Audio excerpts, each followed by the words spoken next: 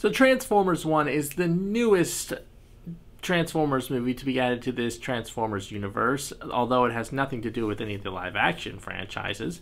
It is the second Transformers animated movie to be released theatrically to the US, the first one being, of course, Transformers the movie from 1986. So a nice change of pace from live action. The movie is directed by Josh Cooley. If you don't know who that is, he's actually a big name in the animated world for Hollywood, specifically Disney, because he got his big start in Disney and was a storyboard artist for the longest time, but then got his big break in 2015 when he got to write the screenplay for Inside Out.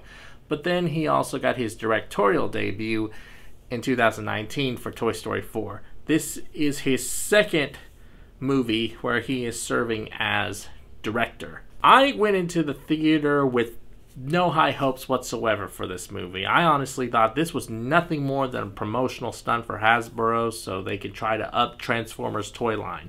I was wrong, like very wrong here, because like I said, Josh Cooley got his first Academy Award for Toy Story 4. He may very well get a second Academy Award for this movie as well. The movie serves as an origin story for the Autobots and the Decepticons, more specifically for Optimus Prime and Megatron and how they came to be, arch enemies. But in this movie, they're actually not even called Optimus Prime and Megatron. They're called Orion, Paxel, and D16. And, they are junker bots. They work in a mine. They're just, average working class robots. They don't say hero right here, nor do people think that in Cybertron think they're gonna be heroes. They just don't look like, the hero bots we grew up with. But, underdog story, the nobodies becoming the somebodies. That's a catch right there. So, of course, these two are friends, and they actually want to learn more about their world, like why Cybertron is what it is. So, these two, along with Elita X1 and B127, who will later be known as Bumblebee, they go off on a journey to, discover more about their world. And, of course, they discover the truth, they discover some lies, a lot of facts and fiction, combating foes. It's the hero's journey that we all know. So, it's not too bad there. To my surprise, this movie is actually an action buddy comedy. I was just thinking, it doesn't seem like Transformers to me because they're not even, called like what they're supposed to be called. So it's like, I feel like this is weird for an origin story because it's like, why aren't their names, Optimus Prime and Megatron? Because they've been Optimus Prime and Megatron like forever, at least in my life. But, I like the action buddy comedy too as well with these characters, because it's like you get some chuckles and laughs here and there. You don't get a lot of chuckles and laughs in the live actions. Maybe it's just because the jokes that they use here work a lot better in animation, because you can cut or jump to a certain point in the scene so that you can't do in live action, so it kind of works better. But I will say there are some jokes that are kind of like overused, and I'm like, okay, I get it. Let's move on from that. All honesty here, this is a true hero's journey where friendship is the core of it. It's that classic, best friends turn sworn enemies. And I especially felt it with Megatron, of course. The way D16 becomes Megatron when he finds out he's been lied to, he's been betrayed. It is so good. It is so relatable, and you just feel the heart-wrenching pulls, like how he feels when he discovers the truth. Of course, you understand it too when Orion Paxel, when he finds out too, and while he's becoming Optimus Prime. But it's like you understand how one takes it and the other takes it. Because, of course, Optimus wants to do things for his fellow Cybertronians so they don't have to go through the same thing, while one's doing it for selfish reasons because he wants the power.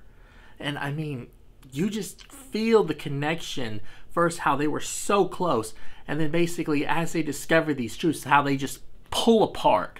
I will say, though, it's actually was kind of hard for me to accept Chris Hemsworth's voice as, Optimus Prime and not hear Peter Cullen doing Optimus Prime. It's just like a cold hard fact. Peter Cullen is Optimus Prime. So when you see Optimus Prime in something, but you don't hear Peter Cullen's voice, you're like thinking, okay, what's going on here? Why does he sound like that? And then all of a sudden, you realize that, oh, this is not Optimus Prime yet. He has not become that guy yet. So it makes more sense as the movie goes on, and then he does become Optimus Prime, and you're like, okay, now he is Optimus Prime, the average everyday guy, become the hero.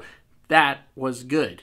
So I mean, it may take time for those big Transformers fans to accept maybe the voice, but believe me, it felt like it was deserving by the ending.